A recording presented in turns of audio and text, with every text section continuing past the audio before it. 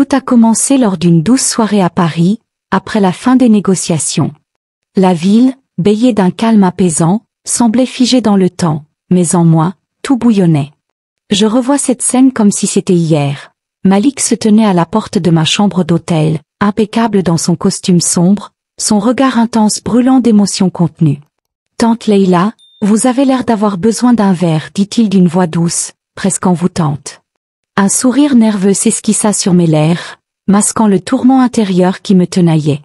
Malik, mon beau-fils, le fils de l'homme qui m'avait emmené du Sénégal pour bâtir une nouvelle vie. Malgré ce lien, il y avait chez lui une aura particulière, un charme magnétique qui m'attirait malgré moi. J'avais tenté d'ignorer ses sentiments, de les rationaliser, mais ils persistaient, grandissant à chaque regard échangé, à chaque sourire volé. Ce soir-là, quelque chose changea. Après quelques verres partagés, l'atmosphère s'alourdit, les mots laissèrent place à des silences chargés d'une tension que je ne pouvais nier. Lorsque ses yeux rencontrèrent les miens, l'espace entre nous sembla s'effacer. « Allons marcher » proposa-t-il soudain, sa voix grave brisant le silence. Dehors, la nuit était fraîche, mais une chaleur inexplicable me consumait. Ses doigts frôlèrent ma main, et je ne me dérobais pas. Ce simple geste scella une frontière que nous étions sur le point de franchir.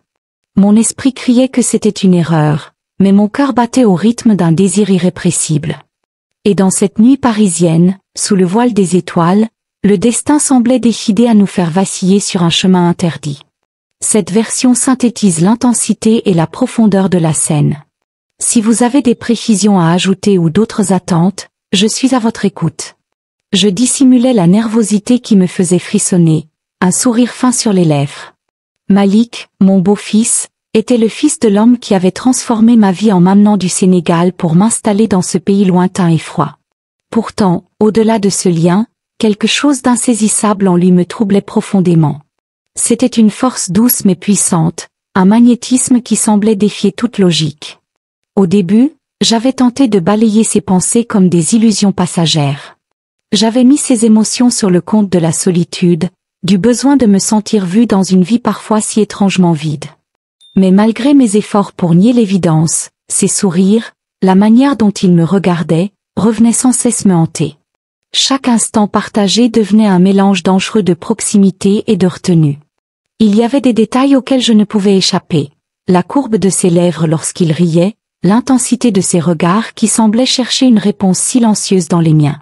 Des moments où nos yeux se croisaient un peu trop longtemps, où je sentais une tension invisible s'installer. Ce n'était pas juste une impression. C'était réel, palpable, troublant. Je savais que je jouais avec le feu. Et pourtant, quelque chose, peut-être mon cœur ou cette part de moi en quête d'interdit, refusait de reculer. Je m'accrochais à l'idée que c'était un jeu dangereux, un fantasme voué à s'éteindre. Mais ce soir-là, sous les lueurs tamisées de Paris, je compris que ces émotions n'étaient plus un simple élan passager. Elles étaient là, vivantes, menaçantes, prêtes à franchir une ligne que je m'étais juré de ne jamais approcher. Cette version approfondit les dilemmes émotionnels sans répéter le contenu précédent. Je ne pouvais plus ignorer les signes, ces regards persistants qui semblaient me déshabiller de toute barrière morale. Malik ne me regardait pas comme un simple fils le ferait. Non, ses yeux parlaient un langage différent, un mélange de désir et de défiance. Chaque sourire qu'il esquissait, chaque échange silencieux, portait une intensité troublante qui me déstabilisait. Ce soir-là, la tension était palpable. Les quelques verres partagés avaient effacé les faux semblants, révélant ce que nous avions tenté de dissimuler sous des conversations banales. Sa proximité devenait étouffante, mais au lieu de m'éloigner, je restais figé, comme piégé dans une toile invisible qu'il tissait avec soin. « Leila » murmura-t-il doucement, sa voix basse, presque un souffle. Ce simple mot, prononcé avec une intimité inédite, fit éclater quelque chose en moi. Mon cœur battait à un rythme effréné, et malgré la culpabilité qui m'envahissait, je ne parvenais pas à détourner le regard. Quand il s'approcha, je savais que ce moment changerait tout. Son regard brûlant me transperça, et le temps sembla s'arrêter. Je devais parler, refuser, poser une limite claire. Mais au lieu de cela, j'attendis. Mes mots restèrent coincés dans ma gorge, étouffés par cette attirance inexplicable. Lorsqu'il effleura ma main, un frisson me parcourut. C'était comme si toutes mes résolutions s'évaporaient, emportées par un courant que je ne pouvais plus contrôler. J'aurais dû reculer, mais mes pieds restaient ancrés au sol. C'était mal. Tout en moi le criait. Pourtant, l'idée de reculer semblait plus insupportable encore. Et dans cette bulle fragile de silence, je compris que ce qui s'annonçait n'était pas seulement une erreur, mais une tempête prête à tout emporter. Ce passage explore davantage la tension avant la transgression, offrant une nouvelle perspective émotionnelle. « Viens avec moi » insista Malik, sa voix douce mais irrésistiblement autoritaire. Nous avons quitté la chambre, et l'air frais de la nuit m'a frappé, tentant en vain de calmer l'incendie qui brûlait en moi. Les rues de Paris étaient étrangement silencieuses, les lampadaires projetant des halos dorés sur les pavés mouillés. Pourtant, tout ce qui m'entourait semblait s'effacer, ne laissant que lui et ce tourbillon de sensations que je ne pouvais plus contenir. Sa main frôla la mienne, un geste si léger qu'il aurait pu passer inaperçu, mais il provoqua une décharge électrique qui me laissa tremblante. « Pourquoi tu me fuis toujours ?» demanda-t-il, son regard perçant cherchant une réponse que je n'étais pas prête à formuler. « Je ne te fuis pas, mentis-je, bien consciente que mes silences trahissaient la vérité. J'avais passé des mois à tenter de nier l'évidence, à me convaincre que ce que je ressentais pour lui n'était qu'une illusion passagère. Mais cette nuit-là, sous les étoiles voilées, les mensonges s'étaient dissipés. » Il s'arrêta brusquement, me forçant à lui faire face. « Alors pourquoi hésites-tu ? Est-ce la peur ou la culpabilité ?» Ses paroles étaient comme une lame, tranchante et précise, révélant des vérités que je n'étais pas prête à affronter. Je voulus reculer, mais il posa une main sur mon poignet, me retenant dans cet espace où tout semblait possible et interdit à la fois. Mon souffle s'accéléra, et avant que je ne puisse répondre, il murmura « Tu le ressens aussi, n'est-ce pas ?» Le silence fut ma seule réponse, un silence qui parlait pour moi, chargé de tous les désirs et de tous les doutes que je ne pouvais plus ignorer. Ce passage approfondit l'interaction émotionnelle et la tension entre les personnages sans reprendre les formulations précédentes. Le souffle court, je tentais de maîtriser le tumulte qui grondait en moi, mais chaque pas à ses côtés renforçait l'évidence. J'étais piégée dans une spirale dont je ne pouvais m'échapper.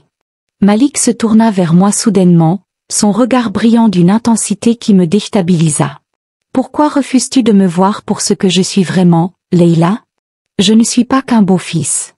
Je suis un homme. » Ces mots résonnèrent dans l'air, une déclaration aussi audacieuse que le désir qui émanait de lui.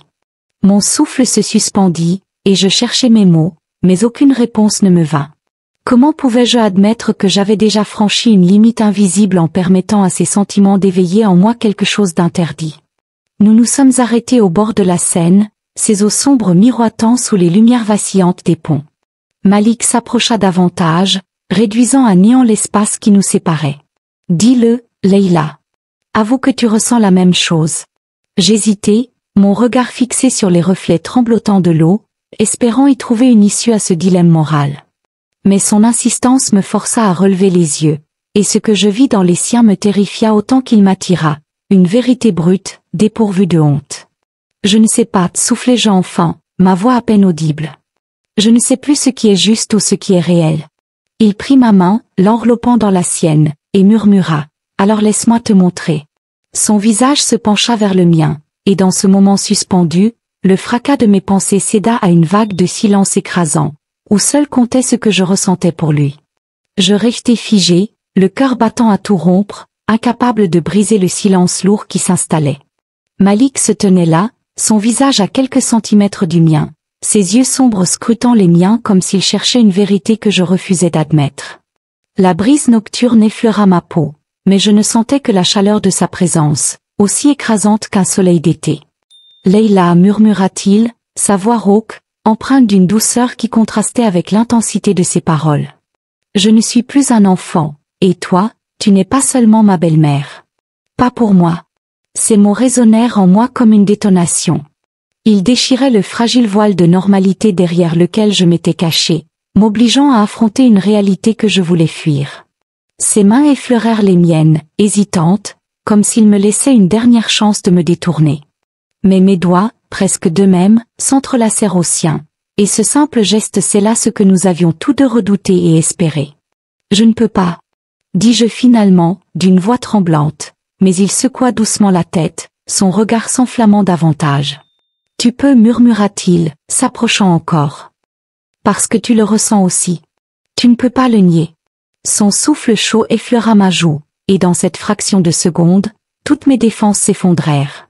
Je fermai les yeux, me laissant emporter par la tempête de mes émotions. Ce n'était pas seulement une attirance interdite, c'était un abîme dans lequel je plongeais volontairement, incapable de résister à la force qui m'attirait vers lui.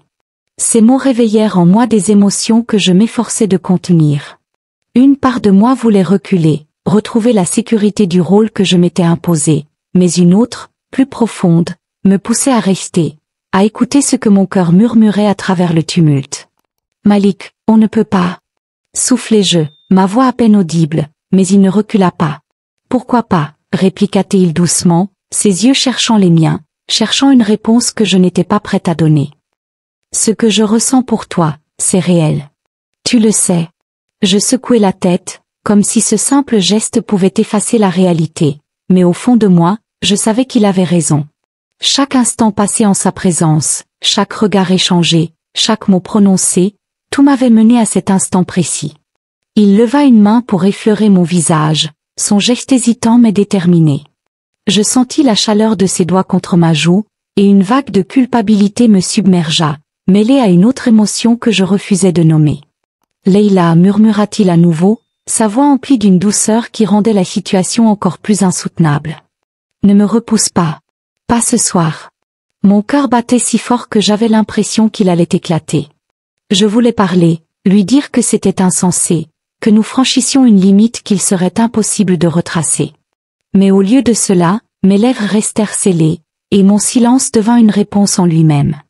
Le baiser, fragile au début, se transforma rapidement en une danse passionnée. Je ressentais chaque émotion qu'il avait tenté de contenir, chaque battement de son cœur, comme si c'était le mien. Mon esprit hurlait que c'était mal, mais mon corps, lui, répondait à une vérité que je ne pouvais plus nier. Quand il s'éloigna légèrement, ses yeux cherchèrent les miens, comme pour s'assurer que je ne regrettais pas. Mais comment regretter quelque chose qui, malgré son interdiction, semblait si naturel? Leila, je ne peux pas continuer comme ça, murmura-t-il, sa voix tremblant légèrement. Je t'aime, et ce n'est pas un sentiment que je peux étouffer. Ces mots résonnèrent en moi comme une confession interdite. Ce qu'il ressentait, je le savais depuis longtemps, mais l'entendre le dire à haute voix rendait tout encore plus réel. Malik, ce n'est pas aussi simple. Répondis-je, ma voix brisée par l'émotion. Nous ne sommes pas libres. Il y a trop de conséquences, trop de gens qui seront blessés. Mais nous, Leila? Et ce qu'on ressent? Il s'approcha à nouveau, ses mains enveloppant les miennes. Est-ce qu'on peut vraiment vivre en niant ça? Je fermai les yeux, déchiré entre la raison et le désir. La nuit semblait se refermer sur nous, comme si le monde entier s'effaçait pour ne laisser que cette bulle fragile, prête à éclater.